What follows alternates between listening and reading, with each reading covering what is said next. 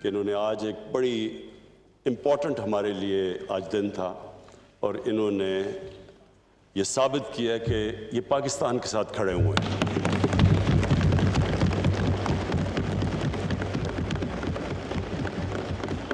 میں اسپیکر صاحب فیٹف کے بل سے پہلے کیونکہ بڑا کرنٹ ٹاپک ہے جو ایک ایسا حادثہ ہوا جس سے سارا ہمارا ملک ہل گیا، وہ جو موٹر وے کے اوپر جو ثانیہ ہوا، میں صرف اس کے اوپر بریفلی یہ کہنا چاہتا ہوں کہ ہم نے جب سے یہ حادثہ ہوا ہم یہ سوچ رہے ہیں کہ اس کے لیے ایک بہترین لیجسلیشن پاس کی جائے کہ آگے سے صرف ہماری خواتین کو ہی نہ پروٹیکشن ملے، بچوں کو بھی جو چائلڈ ابیوز کے اندر بڑی بری طرح ان کی زندگیاں بھی تباہ ہوتی ہیں، ان کی فیملیز بھی تباہ ہوتی ہیں۔ یہ جو ریپ ہے اس کو اس طرح یہ دیکھیں کہ اس کی وجہ سے ایک انسان کی زندگی تباہ ہوتی ہے، دنیا میں بھی، باہر کے معاشروں میں بھی، لیکن ہمارے معاشرے میں جس طرح کی ہمارا کلچر ہے اس میں ان کی بھی زندگی تباہ، ان کی فیملیز بھی سفر کرتی ہیں۔ اور میں تو خاص طور پہ سوچ رہا تھا کہ ان بچوں کے اوپر کیا گزری ہوگی، یہ ساری زندگی کے لیے یہ ٹراما رہتا ہے۔ تو اس کے بعد ہم نے فیصلہ کیا کہ ہم 3 ٹیئر اس کے اوپر کام کریں۔ نمبر 1 تو پولیسنگ، رجسٹریشن، ساری جگہ دنیا کے اندر سیکس کرمنلز کی رجسٹریشن ہوتی ہے، سیکس آفینڈرز رجسٹرڈ ہوتے ہیں، ان کا ایک ڈیٹا بیس بنتا ہے، ان کو پھر فالو کیا جاتا ہے، کیونکہ دنیا کا تجربہ ہمیں یہ بتاتا ہے کہ جو سیکس آفینڈرز ہوتے ہیں وہ ریپیٹ آفینڈرز ہوتے ہیں۔ جس طرح یہ جو ایک ابھی بھاگا ہوا ہے جو عابد، اس سے پہلے بھی گینگ ریپ کی ہوئی ہے اور پھر سے جو بھی اس کو سزا دی تھی ظاہر ہے وہ عبرتناک نہیں تھی کیونکہ اس نے پھر سے کیا، اور یہ تو رپورٹ ہوا ہے سیکنڈ ٹائم۔ بیچ میں کتنے اس نے ایسے جرم کیے جو ان رپورٹڈ ہے، اور جتنا بھی ہم اس میں انویسٹیگیٹ کرتے ہیں تو ہمیں یہ پتہ چلتا ہے کہ یہ بڑا ایک چھوٹا سا نمبر رپورٹ ہوتا ہے۔ چائلڈ ابیوز میں بھی جدھر بچوں سے ظلم ہوتا ہے، اور یہ ریپ کیسز میں بھی، کیونکہ ہم سب جانتے ہیں کہ وہ کس طرح کے ٹراما اور صدمہ سے گزرتے ہیں، بچے بھی اور جو خواتین بھی۔ تو اس کے اوپر ہم تیاری کر رہے ہیں ایک بل کی، لیجسلیشن کی، جس میں عبرتناک سزا ہو، خوف زدہ ہو لوگ، یہ کرتے ہوئے ان کو پتہ ہو کہ کسی کی جب وہ زندگی تباہ کریں گے تو اس کے کانسیکوینسز ہیں۔ انشاءاللہ یہ بل تیار ہو رہا ہے، یہ آپ کے سامنے چند دنوں میں ہم پیش کریں گے، اور اس میں صرف یہی نہیں کہ عبرتناک سزا دینی چاہیے، اس کے اوپر بھی ڈسکس کر رہے ہیں، لیکن یہ بھی کہ جو ہم نے یہ بھی اسیس کیا کہ یہ بھی جو حل اگر ہم پکڑ بھی لیں اور انشاءاللہ ایک تو پکڑ لیا دوسرے کو پکڑ بھی لیں گے، اس کے بعد بھی اس کو کنوکٹ کرنا آسان نہیں ہے، کیونکہ جس طرح کی ایویڈنس چاہیے عدالت کے اندر وہ بہت مشکل ہوتا ہے، کیونکہ ظاہر ہے جس طرح کی وہ ایویڈنس دینی ہو وٹنس باکس میں کھڑے ہو کے، وہ بہت مشکل ہوتا ہے۔ تو اس کے لیے بھی ہم پریپریشن کر رہے ہیں کہ پروٹیکشن آف وٹنس کی، کہ کیا ان کو سامنا نہ کرنا پڑے عدالت میں، تو اس کی بھی انشاءاللہ پوری ایک کمپریہنسو ایک لیجسلیشن لے کے آئیں گے۔ دوسرا جی، میں یہ جو فیٹف کی ساری لیجسلیشن اور یہ جو کہانی چلی ہے، میں صرف آج اپنے ملک کے سامنے، اپنی پارلیمنٹ کے سامنے، یہ جدھر جا بھی رہی ہے ہماری، یہ دیکھ بھی جو رہے ہیں پاکستان میں لوگ، دیکھیں جی، فیٹف کا ہمیں سب کو پتہ چلنا چاہیے کہ یہ فیٹف کوئی تحریک ہماری گورنمنٹ کی وجہ سے نہیں، ہم فیٹف کے گرے کے اندر آئے، گرے لسٹ کے اندر، یہ ہمیں وراثت میں ملا، انہیرٹ کیا ہم نے، اور سب کو یہ بھی پتہ ہونا چاہیے کہ اس کی بلیک لسٹنگ کا مطلب یہ کہ پاکستان کے اوپر سینکشنز لگ جاتی ہیں۔ ہماری فائنینس، ہم باہر کے فائنینس سے ملک کٹ آف ہو جاتا ہے، اور وہ ملک جو پہلے مشکل حالات میں تھا اور جس کا سب سے بڑا پرابلم فورن ایکسچینج ریزروز تھے، فورن ایکسچینج ریزروز جب آپ اس سطح پہ ہوں جو ہمارے تھے آج سے 2 سال پہلے، اس کا مطلب یہ کہ سارا پریشر پڑتا ہے کرنسی کے اوپر، روپے کے اوپر، اور ہم سب جانتے ہیں کہ جیسے جیسے روپیہ گرتا ہے ساری امپورٹس مہنگی ہونی شروع ہو جاتی ہیں، جس کے اندر تیل، جس کے اندر تیل کی وجہ سے بجلی، جتنی بھی امپورٹس ہمیں چاہیے ہوتی ہیں ہماری انپٹس انڈسٹری کے لیے، یعنی ساری چیزیں جب پیٹرول، ڈیزل، بجلی، یہ جب سب مہنگی ہوتی ہے، ٹرانسپورٹ مہنگی، تو آخر میں مہنگائی سے غربت بڑھتی ہے۔ تو ایک قوم نکل رہی ہے، اور اللہ کا شکر ہے، اللہ کا لاکھ لاکھ شکر ہے کہ جس طرح کووڈ میں سے پاکستان نکلا، کوئی یہ امید نہیں رکھ رہا تھا کہ اس طرح ہم نکلیں گے، کیونکہ سب کو خوف تھا کہ جب ایک ملک لاک ڈاؤن میں چلا جاتا ہے، اس کی اکانومی بند ہو جاتی ہے، تو ہم نے دیکھ لیا کہ ہندوستان میں ان کی 24% ان کا جی ڈی پی نیچے گیا ہے کووڈ کی وجہ سے۔ تو ہم تو پہلے مشکل میں تھے، تو اگر ہمارے پہ اگر ہم اسی طرح کا ہماری اکانومی کے اوپر پریشر پڑتا تو آج پاکستان میں تو بہت برے حالات ہونے تھے۔ تو اللہ کا کرم ہے، ان حالات سے نکلے، آج ہماری اکانومی پک کر رہی ہے، اور ہم دنیا مثال دے رہی ہے، WHO پاکستان کی مثال دے رہا ہے کہ پاکستان سے سیکھو کووڈ میں کس طرح آپ نکلے ہیں۔ تو میں تو آج یہ امید لگا رہا تھا کہ ہماری اپوزیشن جو آئے گی وہ ہماری تعریفیں کرے گی، ہمیں شکریہ ادا کرے گی کہ جس طرح ہم نے اس مشکل وقت سے نکلے ہیں۔ میں تو سمجھ رہا تھا کہ وہ، کیونکہ ان کو فکر ہو، دیکھیں نا، ڈیموکریسی کے اندر ایک ڈیموکریٹک اپوزیشن کا بہت بڑا رول ہوتا ہے، کیونکہ یہ پبلک ریپرزینٹ کرتے ہیں، یہ پبلک کے مفادات کی حفاظت کرتے ہیں۔ اس لیے ہم کہتے ہیں نا، پارلیمنٹ کا ایک خاص رتبہ ہے دنیا میں، رتبہ اس لیے ہے کہ ہم عوام کے انٹرسٹ کی حفاظت کرتے ہیں، اس لیے ہمیں ایک سٹیٹس ملتا ہے، اس لیے ہمارے کئی جگہ ہمیں VIPs کی طرح ٹریٹ کرتے ہیں، کیونکہ لوگ سمجھتے ہیں ہم ان کے انٹرسٹ کو پروٹیکٹ کرتے ہیں۔ تو یہ جو جس طرح پاکستان نکلا ہے، اور اگر ورلڈ ہیلتھ آرگنائزیشن کہہ رہی ہے دنیا کو کہ پاکستان سے سیکھو، جس طرح پاکستان نکلا ہے کہ ہم نے اپنے لوگوں کو بھی بچا لیا۔ اللہ کا شکر ہے، ہندوستان سے آپ دیکھیں تو ان کے تو کیسز ابھی اوپر جا رہے ہیں، تو ہم نے تو ہمارے تو کیسز بھی ہمارے کنٹرول ہو گئے۔ اللہ کا شکر ہے کہ آج پاکستان کے اندر ہمارے ہسپتال پریشر میں نہیں ہیں، کیسز بھی نیچے جا رہے ہیں، اور ہم نے اپنی اکانومی بھی بچا لی۔ لیکن میں نے آج اپوزیشن کا جب رویہ دیکھا تو مجھے جو میرے دل میں خدشہ تھا، جو میرے ان کے اوپر میرے ویوز ہیں، سب اپوزیشن پہ نہیں، ان کے جو لیڈرز ہیں، وہ کنفرم ہو گئے آج۔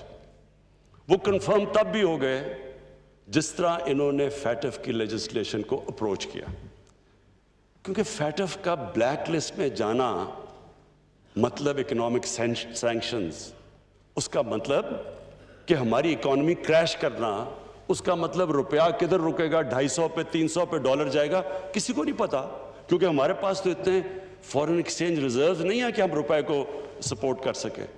تو ان حالات کے اندر ہم یہ امید لگا رہے تھے کہ ہمارے ساتھ مل کے اپوزیشن فیٹف کی لیجسلیشن اس لیے پاس کرے گی کہ یہ پاکستان کے لیے ہے، ہمیں کوئی ذاتی فائدہ تو نہیں ہے۔ لیکن آج جس طرح انہوں نے نہ تو شکریہ ادا کیا ہمارا کہ جس طرح ہم نے بچایا پاکستان کو گورنمنٹ نے کووڈ سے، بلکہ میں نے تو ان کی تقریریں سنی تھی، مجھے مثال دی جا رہی تھی، نریندر مودی کو دیکھو اس نے کیسے لاک ڈاؤن کیا ہے۔ مجھے یعنی جس طرح کی تنقید، کسی نے کہا FIR کاٹ دو، کوئی لوگ مرے تھے تو انہوں نے کہا جی اس کے اوپر FIR کاٹ دو، تو وہ کرتے اتنی، یعنی جب تنقید کی تھی تو اگر اللہ نے کرم کیا تو ان کو پھر تھوڑی سی تو تعریف کر دینی چاہیے تھی۔ لیکن جو آج ان کا رویہ تھا، اور جو ہماری نیگوسیشنز چلیں، اور ہم نے کوشش کی ان کو کنونس کرنے کی کہ یہ پاکستان کے انٹرسٹ میں ہے، یہ فیٹف کے ہمارے گرے لسٹ سے نکلنا اور کئی خدا نخواستہ بلیک لسٹ میں جانا، یہ تو پاکستان کا ایشو ہے۔ لیکن جو بھی نیگوشیٹ کر رہے تھے, جو انہوں نے جس طرح کی نیگوشیشن کی, میری ایک کنوکشن ہے کہ ان کے لیڈرز کا انٹرسٹ اور پاکستان کا انٹرسٹ اپوزڈ ہے. جو پاکستان کی بہتری ہے اس کے اوپر ان کا کوئی فکر نہیں. ان کو اپنے ذاتی انٹرسٹ کو پروٹیکٹ کرنے کے لیے انہوں نے ہر قسم کی ہمیں بلیک میل کرنے کی کوشش کی. یعنی انہوں نے سمجھا کہ جی اتنا خوف زدہ ہوں گے کہ کہیں بلیک لسٹ نہ ہو جائے. انہوں نے 38 شکیں تھیں جو ہیں نیب کے قانون میں, اس میں سے 34 میں انہوں نے امینڈمنٹس کا ہمارے سامنے رکھ دی. یعنی 34 نیب کے ایکٹ میں امینڈمنٹس کا مطلب کہ نیب کو دفن کر دو. سو انہوں نے استعمال کیا فیٹف کو اپنے جو کرپشن کے کیسز تھے وہ بچانے کے لیے, اور کوئی فکر نہیں کہ اگر ملک بلیک لسٹ میں چلا جاتا تو کیا ہوتا ہے. اور انہوں نے لاسٹ منٹ تک کوشش کی. پھر جب انہوں نے دیکھا ہم بلیک میل نہیں ہو رہے, پھر بھی اینڈ میں جا کے پھنس گئے منی لانڈرنگ کے اوپر. اسپیکر صاحب, میں اپنی قوم کو, کیونکہ اپنی ممبرز بھی میرے بیٹھے ہیں, قوم بھی, ان کو بڑا ضروری ہے. وزیر اعظم عمران خان پارلیمنٹ کے مشترکہ اجلاس سے خطاب کرے. انہوں نے کہا کہ گرے لسٹ سے نکلنا پاکستان کی کامیابی ہے. امید تھی کہ اپوزیشن کورونا سے مشکل وقت سے نکلنے پر ہماری تعریف کرے گی. منی لانڈرنگ سب لوگوں کو سمجھ نہیں منی لانڈرنگ کی آتی. میں بریفلی ایکسپلین کر دوں. منی لانڈرنگ ہوتی ہے کہ جب آپ ایک ملک میں پیسہ ناجائز طریقے سے بناتے ہیں تو ضروری یہ ہوتا ہے کہ وہ آپ اس کو ملک سے باہر رکھیں, کیونکہ وہ ملک کے اندر وہ نظر آ جاتا ہے. تو اس لیے جب آپ ساری دنیا میں, ہمارا یہ ایشو نہیں ہے, یہ صرف یہ ساری تیسری دنیا میں جو ڈیولپنگ ورلڈ ہے, آپ ہر ڈیولپنگ ورلڈ میں دیکھیں کہ جدھر بھی ان کی پرائم منسٹرز یا منسٹرز جب پیسہ چوری کرتے ہیں تو وہ ملک سے باہر بھیج دیتے ہیں, اور اس کو کہتے ہیں منی لانڈرنگ, کیونکہ یہ انلیگلی باہر جاتا ہے. اور پھر یہ اس سے پراپرٹیز لے لیتے ہیں باہر, لنڈن میں. بلکہ ابھی میں ایک یوٹیوب کے اوپر ایک ویڈیو دیکھ رہا تھا کہ کس طرح ہندوستان میں بتا رہے ہیں کہ ان کے بڑے بڑے امیر لوگ جنہوں نے پیسے چوری کیے ہوئے ہیں وہ سب لنڈن میں بیٹھے ہوئے ہیں, اور ان کے پاس اربوں ڈالرز کی پراپرٹیز اور ان کی بینک اکاؤنٹس ہیں, لیکن ہندوستان کی حکومت کے لیے بڑا مشکل ہے وہ پیسہ واپس لانا. یہ ایک ایسا بڑا عذاب ہے. اسپیکر صاحب, میں صرف سب کی انفارمیشن کے لیے بتاؤں کہ غریب ملک, ڈیولپنگ ورلڈ غریب ہوتی جا رہی ہے, امیر ملک امیر ہوتے جا رہے ہیں, کیونکہ ہر سال اندازہ لگایا جاتا ہے کہ 1000 ارب ڈالر غریب ملکوں سے, ڈیولپنگ ورلڈ سے امیر ملکوں میں جاتا ہے. اسی طرح یہ مے فیئر کے فلیٹس اور یہ سب سے مہنگے علاقوں میں اس طرح کی اور بھی غریب ملکوں کا پیسہ جاتا ہے باہر. اور یہ اصل وجہ ہے کہ تیسری دنیا جو ڈیولپنگ ورلڈ نیچے جا رہی ہے, کیونکہ وہ پیسہ اگر اسی ملک میں خرچ ہو تو اسے نوکریاں مل سکتی ہیں, آپ ہیومن ڈیولپمنٹ کر سکتے ہیں, سکولز ہسپتال بنا سکتے ہیں. وہ جب پیسہ باہر چلا جاتا ہے تو باہر تو ان کے لیے نوکریاں مل جاتی ہیں, اور وہ ادھر امپلائمنٹ بھی مل جاتی ہے, اور ان کی دولت بھی بڑھ جاتی ہے, اور ان کے فورن ایکسچینج ریزروز بھی بڑھ جاتے ہیں.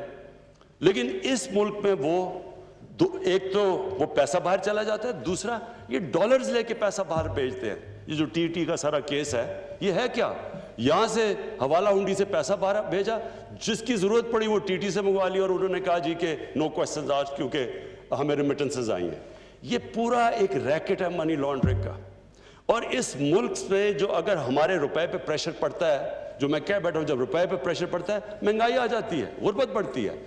تو جب آپ اپنے ڈالرز یہاں سے ڈالر لے کے باہر بھیجتے ہیں تو وہ دوسرا نقصان پہنچاتے ہیں ہمارے ملک کو, کہ ڈالرز کی جب کمی ہوتی ہے تو روپے پہ پریشر پڑتا ہے. اب اس کے اوپر آخر میں یہ جا کے پھنس گئے کہ جناب منی لانڈرنگ کو نکال دو نیب کے قانون سے. اگر ان کو کوئی ڈر نہیں ہے, اگر انہوں نے منی لانڈرنگ نہیں کی تو ان کو فکر کیا چیز ہے, ہمیں کیوں نہیں ڈر لگا ہوا.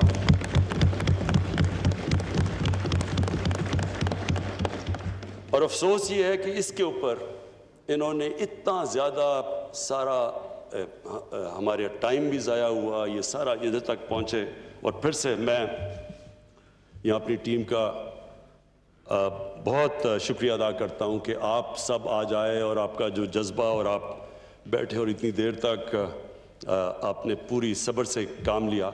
लेकिन ये इतना इम्पॉर्टेंट था कि हम ये लेजिस्लेशन पास करें, फैटफ के लिए नहीं, मनी लॉन्ड्रिंग के लिए।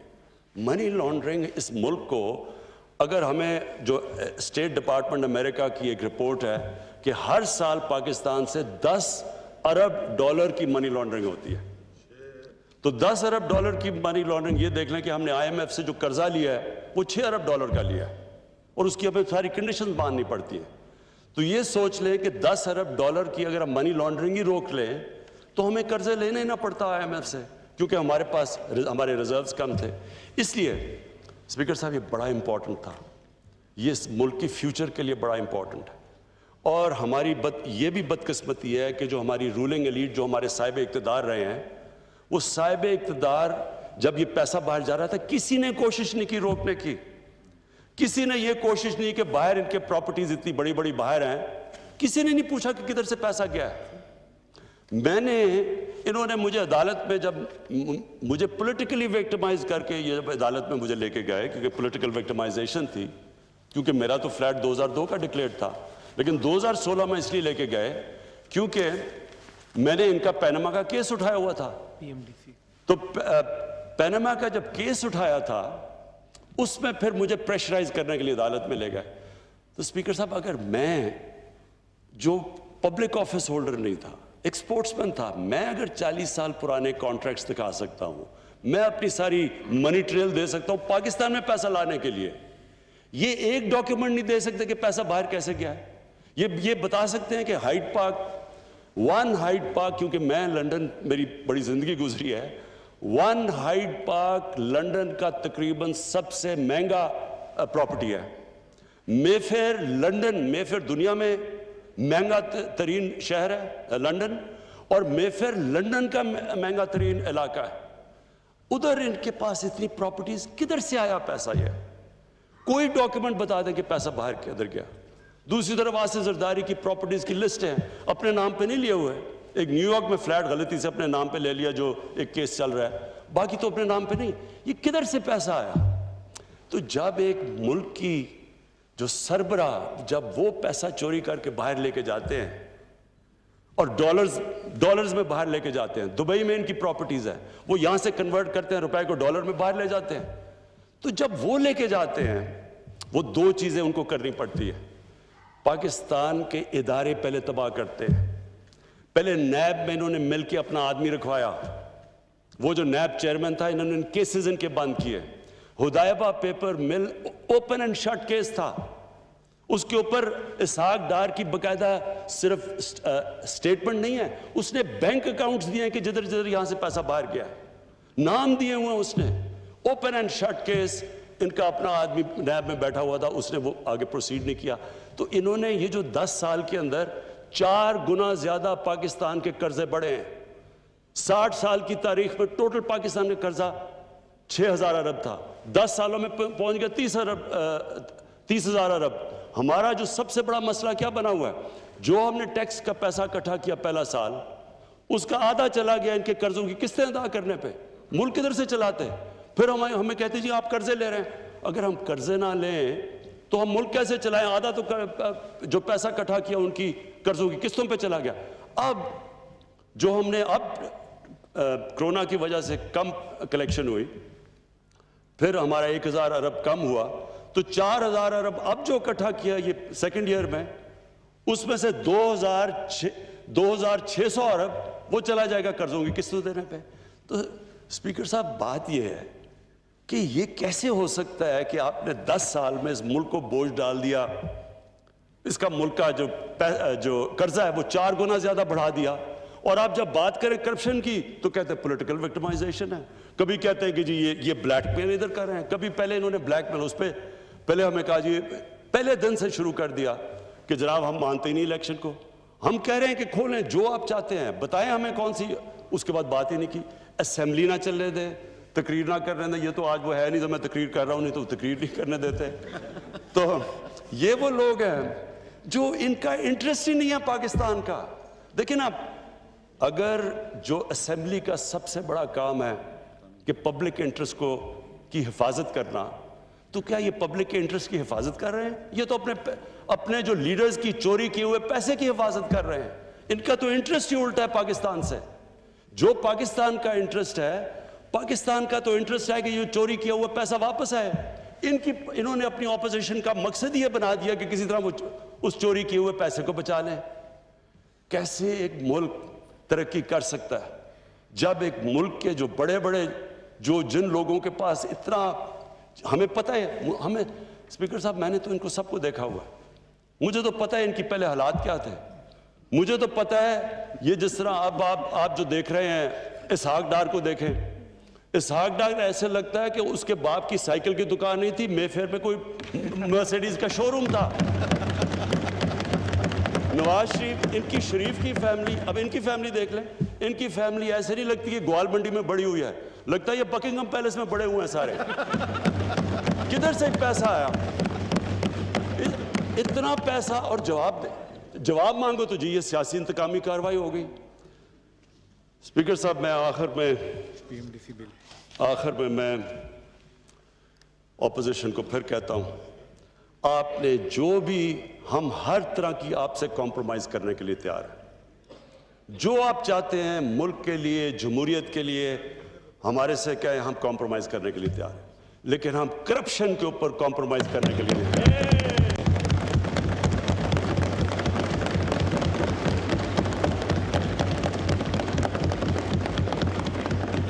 میں آخر میں ہاؤس کا شکریہ ادا کرتا ہوں.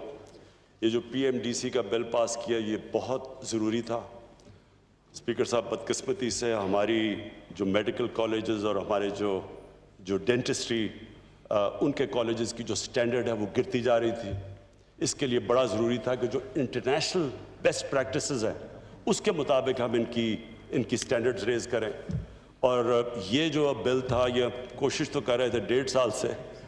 میں پھر سے ہاؤس کا بڑا شکریہ ادا کرنا چاہتا ہوں کہ آج انہوں نے یہ بل پاس کیا، اور انشاءاللہ اس سے ہمارے ڈاکٹرز اور ڈینٹسٹ کی سٹینڈرڈ بڑھ جائے گی. بہت شکریہ.